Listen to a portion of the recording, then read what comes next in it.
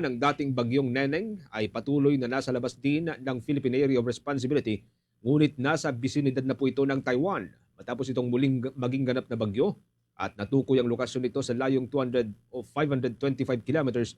Yan po sa hilagang kanluran ng Itbayat sa probinsya ng Batanes. Tinatahak na nito ang direksyon patungo po sa China.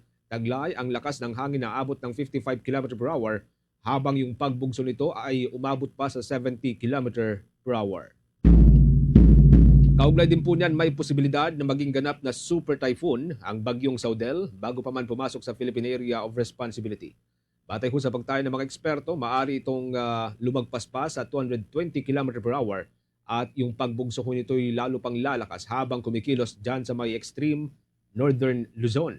Sa kasalukuyan, taglay na nito ang pagbugso nga abot ng hanggang sa 215 km per hour at patuloy itong lumalakas habang gumagalaw dyan sa may karagatang Pasipiko o Pacific Ocean.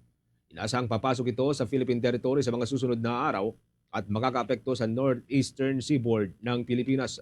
Ito na mga kabombo ang ikalawang super typhoon sa Pilipinas kung sakali ngayon pong taon. At antabay lamang po sa Bombo Radio Philippines, tumutok po sa mga updated news sa pamamagitan po ng ating social media pages sa www.bomboradio.com, maging sa Facebook, sa YouTube, sa TikTok at maging sa Bombo Mobile App.